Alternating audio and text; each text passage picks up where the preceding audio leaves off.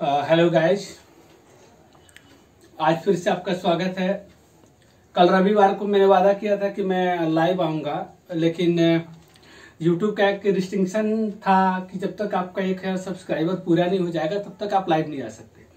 तो उसके लिए मैं माफ़ी चाहूँगा आपसे और उम्मीद करूँगा कि बहुत जल्द आप मुझे इस लायक बना देंगे और मैं अपना भरपूर प्रयास करूँगा आपके दिलों में उतरने के लिए। एक मेरे मित्र का फोन आया था, उनका कहना था कि हम आपके वीडियो को देखेंगे और देख रहे हैं लगातार, लेकिन क्या आप बिहार दरोगा की परीक्षा होने तक इसका सिलेबस खत्म कर देंगे? तो जी हाँ, बिल्कुल आप निश्चिंत रहेंगे।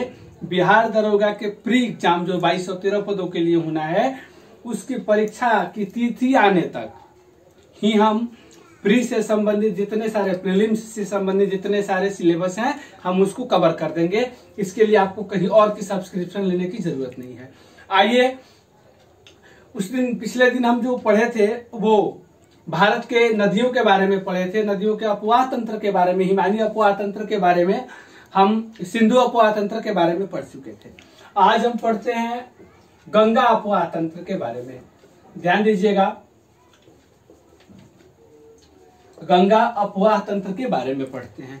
यदि गंगा की बात आती है तो सबसे पहले हम ये जानना चाहते हैं कि गंगा का उद्गम स्थल क्या है। तो सबसे पहली बात यह है कि गंगा जो है भारत की सबसे लंबी नदी है। थोड़ा सा इसकी चर्चा कर लेते हैं। भारत की सबसे लंबी नदी किसे कहते हैं? तो गंगा नदी को कहते हैं। ये जो परीक्षा वो सी ग्रेड या डी ग्रेड के जितने भी एग्जाम होते हैं, सी या डी ग्रुप के, उन सारे परीक्षाओं में पूछा जाता है कि भारत की सबसे लंबी नदी कौन सी है। लेकिन हमारा जो टारगेट है वो ए और बी कैटेगरी का है, खास करके ए कैटेगरी का है। ए और बी कैटेगरी में जब हम आते हैं तो इसको गहराई में लेके चलते हैं और हम गहराई में ही लेकर के चलते हैं। अब यहां से हम ट्विस्ट शुरू करते हैं। ध्यान दीजिएगा, ट्विस्ट ये है कि गंगा नदी की जो कुल लंबाई है वो 2525 किलोमीटर है। ध्यान दीजिएगा, गंगा की कुल लंबाई जो है, मैं जो लिख रहा हूं वो शॉर्ट फॉर्म हो सकता है, शब्दों पे कम ध्यान दीजिएगा, भावनाओं को ज्यादा समझिएगा। आइए, गंगा की जो टोटल लंबाई है वो 2525 किलोमीटर का है। कितने का है? 2525 किलोमीटर का है गंगा की कुल लंबाई। ये जो है ग्रुप बी और ग्रुप सी के कैटेगरी के जो एग्जाम होते हैं उनमें यह प्रश्न आता है। ध्यान दीजिएगा, गंगा नदी की कुल लंबाई जो है 2525 किलोमीटर है, या दो देशों में प्रवाहित होती है। कहां कहां प्रवाहित होती है? तो भारत में, और दूसरा कौन सा है? बांग्लादेश है। क्लियर है?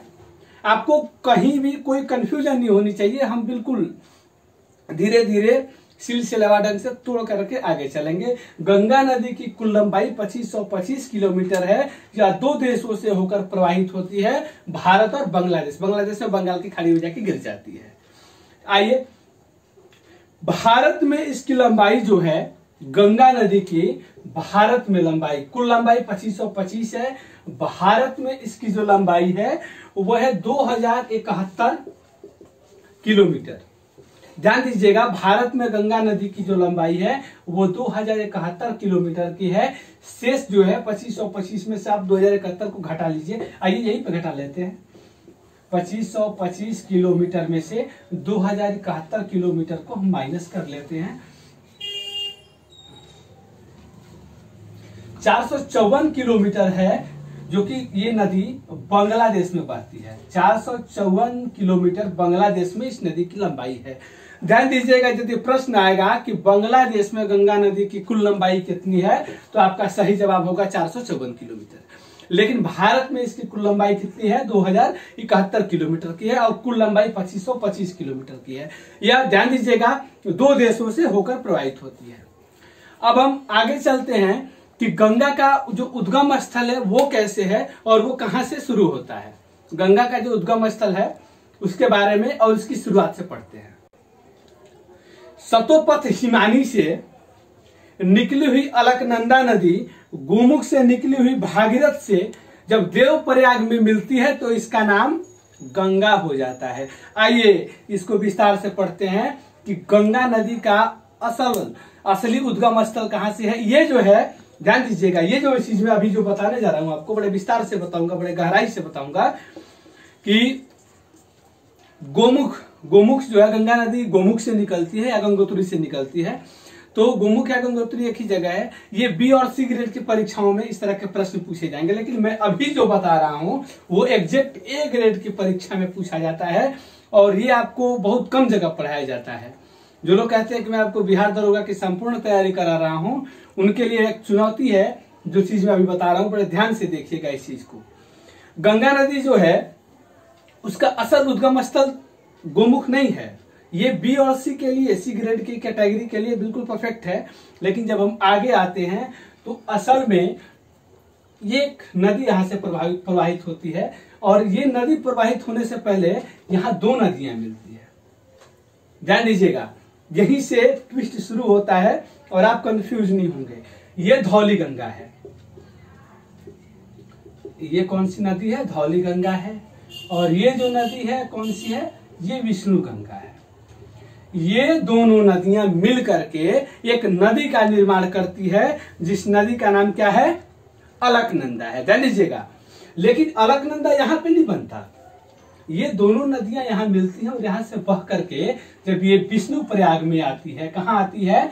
ध्यान दीजिएगा, विष्णु प्रयाग में आती है, तो इस नदी को हम लोग किस नाम से जानते हैं? अलकनंदा के नाम से जानते हैं।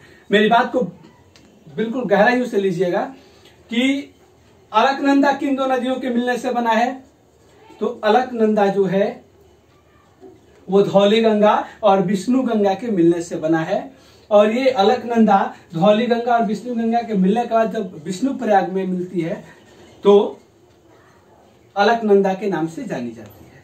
अब आगे बढ़ते हैं, यहां से अलकनंदा आगे बढ़ती है। ये अलकनंदा नदी है जो बढ़ रही है। अलकनंदा आगे बढ़ती है तो इसकी एक और सहायक नदी मिलती है। उस नदी का नाम क्या है? ध्यान दीजिएगा, पिंडार नदी। आप जो नोट्स बना रहे होंगे उस नोट्स में बड़े विस्तार से इस तरह का आरेख बना लीजिएगा, उस प्रकार से बना लीजिएगा जिस प्रकार से आपको समझने में आसानी। पिंडार नदी जो है वो अलकनंदा में कहां पे आके मिलती है? तो कर्णप्रयाग में मिलती है। ध्यान दीजिएगा, यदि प्रश्न आपके यूपीएससी और बीपीएससी के परीक्षाओं में या यूपीपीसीएस के परीक्षा में खास करके ये प्रश्न आता है कि पिंडार नदी अलकनंदा में कहां मिलती है, तो ये कर्णप्रयाग में मिलती है। आपकी पिंडार नदी है और आकर के अलकनंदा में मिल रही है। इधर से ये जो धौली गंगा और विष्णु गंगा है आकर के मिलते हैं। अब आगे बढ़ते हैं, पिंडार नदी कहां पे मिलती है? कर्णप्रयाग में मिलती है। आप इसमें से प्रश्न निकालते जाएंगे। अब फिर अलकनंदा आगे बढ़ती है और पिंडार के बाद एक और नदी इसमें आकर के मिल जाती है। कौन सी नदी मिलती है जी? तो ये मंदाकिनी नदी है जो कि इसमें आकर के मिल जाती है। मंदाकिनी नदी कहां मिलती है? तो रुद्रप्रयाग में मिलती है। ध्यान दीजिएगा, मेरी बातों को बिल्कुल आप वीडियो को पॉज करके और आप सुनते चलेंगे कि मंदाकिनी नदी रुद्रप्रयाग में, पिंडार नीचे से जब चले तो पिंडार नदी कर्णप्रयाग में, अलकनंदा विष्णु प्रयाग में। और अलकनंदा का निर्माण तो यानी कि उसका उद्गम स्थल दो सहायक नदियों के मिलने से बना है, धौली गंगा और विष्णु गंगा। अब मंदाकिनी के मिलने के बाद मैंने अभी आपको बताया कि मंदाकिनी के बाद एक और नदी मिलती है, उसके बाद से गंगा असल में गंगा हो जाती है। उसके पहले जो थी अलकनंदा के नाम से थी। अब यहाँ पे एक और नदी आकर के मिल जाती है। इस नदी का नाम क्या है? भागीरथी। ये भागीरथ नदी है, ये आकर के यहाँ पे मिल जाती है।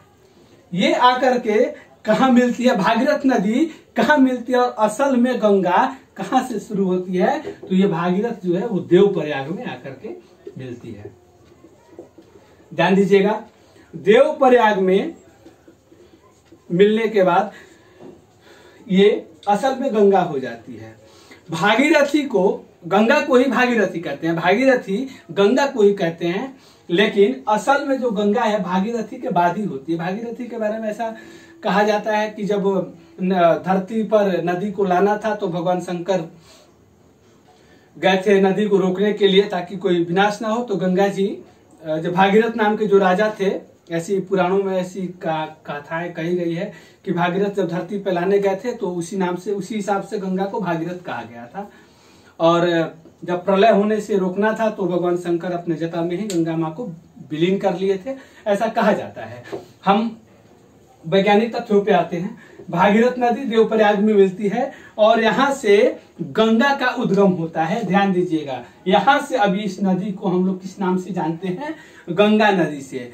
अब यूपीएससी में यदि प्रश्न आएगा, बीपीएससी, यूपी पीसीएस या अन्य भी राज्यों को पीसीएस के नाम से जाना जाता है। पीसीएस की एग्जामों में जो प्रश्न आते हैं तो उस प्रश्न को यदि गंगा कहा जाए कि अलकनंदा को गंगा के नाम से कब कहां से जाना जाता है, किस जगह से जाना जाता है, तो आपका जवाब होगा देवप्रयाग। या फर्स्ट ग्रेड की कैटेगरी के प्रश्न, फर्स्ट ग्रेड की परीक्षाओं से संबंधित प्रश्न इस प्रकार से आती है। ये जो टेल मैंने बताया है आपके लिए, ये जो श्रेणी बनाई है, इस प्रकार से आप इसको अपने कॉपी पर बना लेंगे। अब इसके बाद जो गंगा है वो गंगा के नाम से जानी जाती है। अब जो है अलकनंदा की दो प्रमुख नदियां, वो भी मैंने आपको बता दिया, पिंडार और मंदाकिनी। लेकिन अलकनंदा के तट पर ध्यान दीजिएगा, अलकनंदा के तट पर बद्रीनाथ का मंदिर है। ये प्रश्न बड़ा ही महत्वपूर्ण है। ये एनटीपीसी और रेलवे की परीक्षाओं में खास करके प्रश्न आते हैं। खास करके जो इलाहाबाद बोर्ड के परीक्षार्थी होते हैं उनके लिए तो और भी ये प्रश्न आते हैं एनटीपीसी या रेलवे में कि बद्रीनाथ किस नदी के तट पर स्थित है। तो बद्रीनाथ जो है अलकनंदा नदी के तट पर स्थित है। और केदारनाथ का मंदिर किस नदी के तट पर स्थित है? इस प्रश्न का जवाब आप हमें वीडियो में कमेंट करके बताएंगे। अगले वीडियो में हम इसका सही जवाब बता देंगे आपको, लेकिन इसका जवाब आप हमें कमेंट करके बताएंगे। आगे चलते हैं। सवाल हमारा यह था कि केदारनाथ का मंदिर किस नदी के तट पर स्थित है। आगे आते हैं। गंगा नदी जो है, एक चेन और खींच लेते हैं। ये गंगा का जो उद्गम स्थल है भारत में ही है। गंगोत्री से वैसे कहा जाता है, लेकिन असल में आप देख चुके हैं भारत से बहती हुई गंगा बांग्लादेश तक जाती है। भारत की सीमा तक इसे हम गंगा के नाम से जानते हैं। लेकिन ये आपका भारत है, भारत में इसे हम गंगा के नाम से जानते हैं। और भारत के बाद जब बांग्लादेश में जाती है और बांग्लादेश में जाकर के जब ये बंगाल की खाड़ी में गिर जाती है तो इसे हम किस नाम से जानते हैं? तो भारत के बाद बांग्लादेश में इस नदी को हम पद्मा नदी के नाम से जानते हैं। ध्यान दीजिएगा, भारत के बाद बांग्लादेश में, यानी कि जो 414 बचा हुआ था ना, 414 मीटर का जो किलोमीटर जो लंबी गंगा है बांग्लादेश में, उसे हम किस नाम से? पद्मा के नाम से जानते हैं। ठीक है। अब जो है गंगा की सबसे बड़ी सहायक नदी जो है, गंगा की बहुत सारी सहायक नदियां हैं जिनमें प्रमुख है यमुना है, कोसी है, सोन है, गोमती है, दामोदर है, घाघरा जिसे सरजू नदी के नाम से भी जानते हैं, गंडक है और रामगंगा है। बिहार में इसकी और भी सहायक नदियां, बूढ़ी, बागमती और भी सहायक नदियां हैं। तो सबसे पहले यमुना के बारे में जानते हैं कि जो कि गंगा की सबसे बड़ी सहायक नदी है, उस नदी के बारे में जानते हैं। और फिर विस्तार से बिहार में जब गंगा प्रवेश करेगी तो उसके बारे में हम चर्चा अभी कर रहे हैं। ध्यान दीजिएगा, ने बताया था कि गंगा नदी का उद्गम स्थल भारत में ही है। भारत से ये बांग्लादेश तक बहती है। भारत में इसे गंगा के नाम से जानते हैं। ठीक है। और बांग्लादेश में इसे हम किस नाम से जानते हैं? पद्मा के नाम से जानते हैं। अब यहाँ पर तिब्बत के मानसरोवर से जो ब्रह्मपुत्र निकलती है वो असम से होते हुए, इसको ब्रह्मपुत्र को हम लोग उधर यांगसी तिक्यांग के नाम से जानते हैं, यांगसी तिक्यांग। तो ये जो ब्रह्मपुत्र नदी असम से होकर बहते हुए बांग्लादेश में आती है तो उसे हम लोग यांगसी क्यांग के नाम से जानते हैं, यांगसी क्यांग के नाम से जानते हैं। और वही नदी जब बांग्लादेश में आती है तो उसे जमुना के नाम से जानते हैं। ध्यान दीजिएगा, यमुना नहीं, जमुना। उसे हम किस नाम से जानते हैं? जमुना। और ये पद्मा और जमुना जब मिलती है तो बांग्लादेश में इनके मिलन स्थल के बाद जो नदी निकलती है, इस नदी को हम मेघना नदी के नाम से जानते हैं। ये बड़ा ही महत्वपूर्ण प्रश्न है कि बांग्लादेश में गंगा और जमुना के मिलने के बाद किस नदी का निर्माण होता है? तो ये मेघना नदी का निर्माण होता है। ये दोनों, ये पद्मा और जमुना मिलकर के जो मेघना बनती है वही पश्चिम बंगाल में एक सबसे बड़ी डेल्टा का निर्माण करती है। ध्यान दीजिएगा, हम कोई भी चीज, कोई भी छोटी सी बिंदु को छोड़ना नहीं चाहते, और पश्चिम बंगाल की सबसे बड़ी डेल्टा का जो निर्माण होता है इसे हम सुंदरबन डेल्टा के नाम से जानते हैं। ठीक है, इसमें से आप प्रश्न निकालना मत छोड़िएगा। यदि आपको कहीं समझने में दिक्कत हो रही होगी तो आप कमेंट में बिल्कुल इस तरह से लिख सकते हैं कि मुझे यहाँ पर दिक्कत हुई थी। हम कोशिश करेंगे कि आप तक अपनी बातों को पहुंचाएं, आपके सही जवाब को पहुंचाएंगे। आइए, हम ये जान चुके हैं कि मेघना नदी का निर्माण कैसे हुआ है। बंगाल में जो है गंगा नदी हुगली और भागीरथ धारा दो धाराओं में प्रवाहित होती है। ध्यान दीजिएगा, बंगाल में गंगा नदी किन दो धाराओं में प्रवाहित होती है, तो हुगली और भागीरथी नाम की दो धाराओं में प्रवाहित होती है। ये जो दोनों नदियां हैं गंगा से निकली हुई धाराएं हैं। गंगा की जो सहायक नदियां हैं यमुना, कोसी, सोन, गोमती, दामोदर, घाघरा, गंडक और रामगंगा। इसमें हम यमुना के बारे में पढ़ना था। यमुना जो कि गंगा की सबसे बड़ी सहायक नदी है और इसका उद्गम स्थल जो है वो यमुनोत्री है। यमुनोत्री से गंगा निकली हुई है। यमुना जो है उत्तराखंड के बंदरपूछ से, इसका उद्गम स्थल क्या है, उत्तराखंड के बंदरपूछ चौरी, वहां से निकली हुई है। और इस नदी को हम लोग कालिंदी नदी के नाम से जानते हैं। ध्यान दीजिएगा, यमुना का प्राचीन नाम, यमुना नदी को किस प्राचीन नदी के नाम से जाना जाता है, तो इसको हम लोग किस नाम से जानते हैं, कालिंदी नदी के नाम से जानते हैं। ध्यान दीजिएगा, इसका उद्गम स्थल यमुना का कहाँ है, तो बंदरपूछ चौरी, बंदरपूछ चौरी यमुनोत्री से, यमुनोत्री के बंदरपूछ चौरी से एग्जैक्ट प्लेस है। ये ए और बी ग्रेड की परीक्षाओं के लिए है। मैं बार बार कह रहा हूं कि हम कैटेगरी वाइज आपको इसलिए बता रहे हैं कि यदि आप तैयारी करने में फ्लेक्सिबल होंगे कि बी ग्रेड की तैयारी के बाद हम आगे ए ग्रेड की ओर चलेंगे तो ये आपके लिए सहायक होगा। अभी फिलहाल मेरे लिए भी सहायक है, हमें भी अभी और आगे चलना है आपके साथ। आइए, बंदरपूछ चौरी से निकली हुई है, इसी का पुराना नाम कालिंदी नदी है। प्रश्न इस प्रकार भी आते हैं कि कालिंदी नदी किस नदी का प्राचीन नाम है, तो आपका सही जवाब होगा यमुना नदी। अब हम इसमें एक चीज छूट रहा है, इस चीज को भी हम और ले लेते हैं कि मध्य प्रदेश से 3 नदियां निकलती है जो कि यमुना की सबसे बड़ी सहायक नदी है।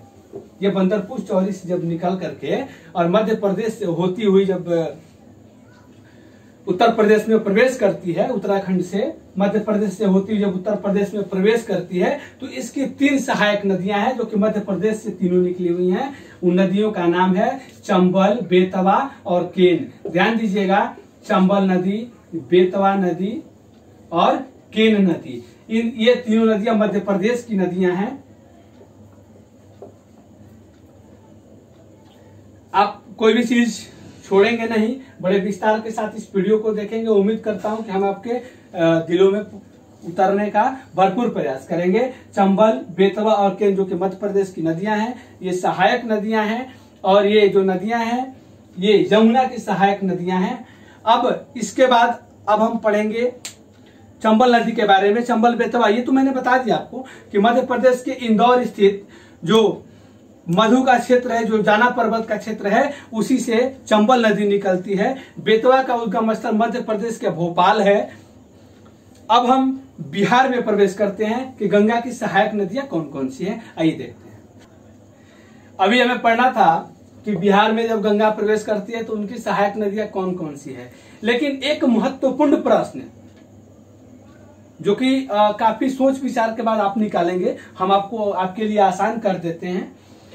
ये जो तीनों नदियां थी मध्य प्रदेश से, जो चंबल, बेतवा और केन, जो तीनों नदियां निकली हुई थी, वो नदियां दक्षिण से उत्तर की ओर जाती हैं, नीचे से ऊपर की ओर जाती हैं। यानी कि ध्यान दीजिएगा, मानचित्र में, नक्शे में जो उत्तर दिशा होता है ऊपर की ओर होता है, तो ये जो नदियां हैं वो दक्षिण से उत्तर की ओर प्रवाहित होती हैं। बाकी जो सारी नदियां हैं वो उल्टा उत्तर से दक्षिण की ओर प्रवाहित होती हैं। जितनी भी सहायक नदियां हैं, अन्य नदियां हैं, लेकिन ये नदी जो है तीनों, चंबल, बेतवा और केन, ये तीनों नदियां दक्षिण से उत्तर की ओर प्रवाहित होती हैं। ठीक है, अब हम पढ़ रहे हैं कि बिहार में जब गंगा प्रवेश करती है तो उनकी सहायक नदी कौन कौन सी है। तो उसकी प्रमुख सहायक नदियों में एक नदी का नाम होता है, ये बहुत चर्चित नदी है, ये जैसे बिहार की राजनीति में शिवानंद तिवारी बड़े चर्चित हैं, थोड़ा सांस लेते हैं, हालांकि बड़े अच्छे नेता हैं। शिवानंद तिवारी बड़े चर्चित नेता हैं। चर्चित नेता इसलिए कि वो खुद मंत्री का रोल निभाते हैं, क्योंकि वो पार्टी दर पार्टी कूदते रहते हैं, हर चुनाव में उनकी पार्टियां बदल जाती है। उसी तरह से कोसी बड़ा ही चर्चित नदी है, इसे हम लोग बिहार का शोक कहते हैं। इसका उद्गम स्थल नेपाल है, या नेपाल से निकल करके आती है। प्रतिवर्ष अपार जनधन की जान माल की हानि करती है, ये तो आप जानते हैं, तो कॉमन सी बात है। और ये हमारे बी और सी ग्रेड की परीक्षाओं में बहुत ज्यादा आता है, खास करके जो बिहार स्पेशल के प्रश्न होते हैं, तो उनके लिए तो ये बिल्कुल क्या कहते हैं, नंबर बढ़ाने वाली प्रश्न है। ये आप याद कर लीजिए, 1 नंबर आपको मिल जाएगा। आइए कोसी के बारे में। नेपाल में हिमालय से निकलती है और बिहार में प्रवेश कर जाती है। इसे बिहार का शोक नदी भी कहते हैं। बिहार का शोक किस नदी को कहते हैं? 4 ऑप्शन आपके पास रहेंगे, गंगा, सोन, कोसी और बागमती। कोई अन्य कुछ नदियां हो सकती हैं आपके ऑप्शन में, लेकिन आपका सही जवाब होगा जो कोसी होगा। ठीक है ना, कोसी में प्रवेश करती है, बिहार का शोक कहते हैं। अब एक महत्वपूर्ण प्रश्न जो हम आपको अभी बता रहे हैं कि कोसी नदी बिहार के किस जिले में, किस जगह पर गंगा में प्रवेश करती है, गंगा में मिलती है, तो आपका सही जवाब होगा कटिहार में। ठीक है ना, बिहार स्पेशल की परीक्षाओं के लिए बड़ा ही महत्वपूर्ण प्रश्न है, खास करके बिहार दरोगा के लिए। मैं बार बार कह रहा हूं कि आप इस चीज पर ध्यान देंगे। कटिहार में कोसी गंगा में प्रवेश करती है, यानी कि गंगा में मिल जाती है। अब हम आगे चलते हैं दामोदर नदी के बारे में। दामोदर नदी छोटा नागपुर के पठार से निकलती है और हुगली नदी में जाकर के मिल जाती है। हुगली जो बंगाल में हुगली के नाम से जानी जाती है, गंगा की धाराएं हैं, मैंने आपको भी बताया था। अचानक से पश्चिम बंगाल में जब बाढ़ आ जाने के कारण, लगातार बाढ़ आ जाता है, ये एक छोटी सी धारा है, ठीक है ना। अचानक से जब बाढ़ आ जाता है पश्चिम बंगाल में, तो उस कारण से दामोदर नदी को बंगाल का अभिशाप कहा जाता है। बिहार का शोक कोसी को कहते हैं, बंगाल का अभिशाप, ध्यान दीजिएगा कि प्रश्न आ सकते हैं कि बंगाल का अभिशाप किस नदी को कहते हैं, तो आपका सही जवाब क्या होगा? दामोदर नदी। ठीक है, आप बड़ी बारीकी के साथ इन प्रश्नों को लेकर के हम चल रहे हैं। उम्मीद करता हूं कि आपको अच्छा लग रहा होगा। अब प्रदूषण के कारण, इसके बारे में और पढ़ लेते हैं, दामोदर के बारे में। प्रदूषण के कारण इसमें इतनी ज्यादा गंदगी होती है पश्चिम बंगाल में। पश्चिम बंगाल कच्चे मालों के लिए शुरुआत से ही प्रसिद्ध रहा है, अंग्रेजों के काल से ही। अभी भी जूट वगैरह का बहुत ज्यादा मिले हैं, जूट वगैरह के बहुत ज्यादा मिले हैं, और मछली पालन भी बहुत ज्यादा पश्चिम बंगाल में होता है। तो जल प्रदूषण पश्चिम बंगाल में बहुत ज्यादा होता है। तो प्रदूषण के कारण इस नदी को जैविक मरुस्थल भी कहा जाता है। जैविक मरुस्थल पश्चिम बंगाल का किस नदी को कहते हैं? ध्यान दीजिएगा, तो दामोदर को कहते हैं। क्या कहते हैं? जैविक मरुस्थल के नाम से भी इस नदी को जाना जाता है। अब मेरी बातों को ध्यान दीजिएगा। अब हम आते हैं, ये महत्वपूर्ण प्रश्न है और ये प्रश्न परीक्षाओं में आते हैं। ये बिहार और बंगाल स्पेशल की परीक्षाओं में खास करके ये प्रश्न आते हैं।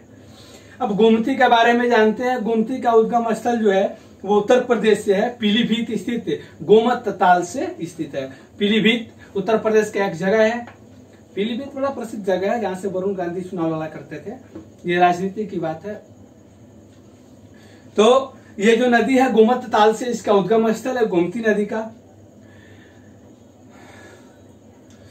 और हाँ, गोमती के बारे में एक बड़ा ही महत्वपूर्ण प्रश्न है कि गंगा की एकमात्र सहायक नदी, गंगा की एकमात्र सहायक नदी जिसका उद्गम मैदानी क्षेत्रों से होता है।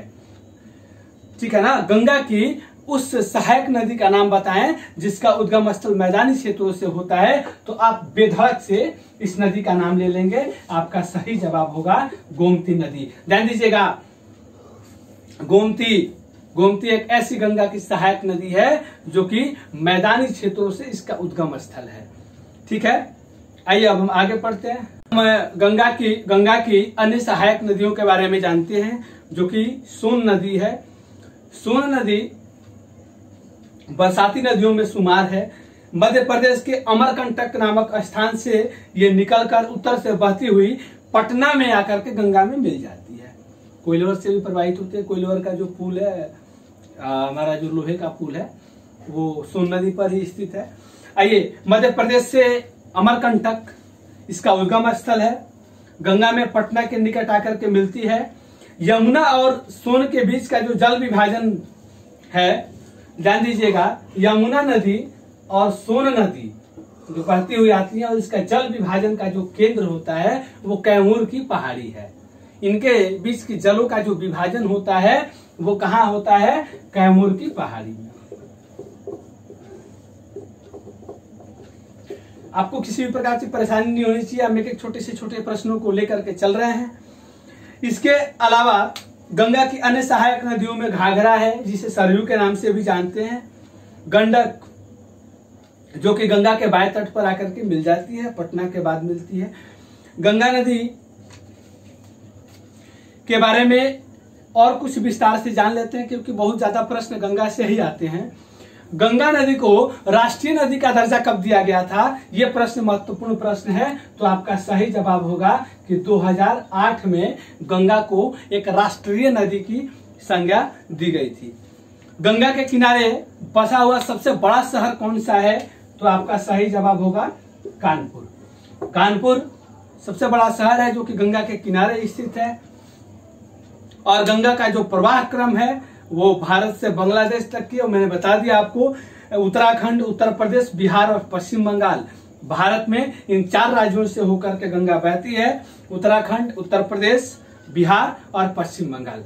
गंगा आपो तंत्र यहीं पे समाप्त होता है। मैं उम्मीद करूंगा कि यदि मैंने आपके लिए बहुत सारे महत्वपूर्ण प्रश्नों को यहाँ पर उजागर किया है, मैंने लाया है, तो आप इस वीडियो को लाइक करेंगे, लाइक करेंगे, कमेंट करेंगे, शेयर करेंगे और सब्सक्राइब करते रहें आप, ताकि मनचाहे तरीके से आप तक हम आपसे जुड़ सकें। कभी जब इच्छा हो तो महत्वपूर्ण प्रश्नों के साथ लाइव भी आपके साथ आए। हमारी बड़ी इच्छा थी कल, लेकिन इच्छा को मारना पड़ा यूट्यूब के रिस्ट्रिक्शन के चलते। आज के वीडियो में इतना ही पढ़ेंगे, फिर हम अगले वीडियो में विस्तार से चलते रहेंगे। धन्यवाद।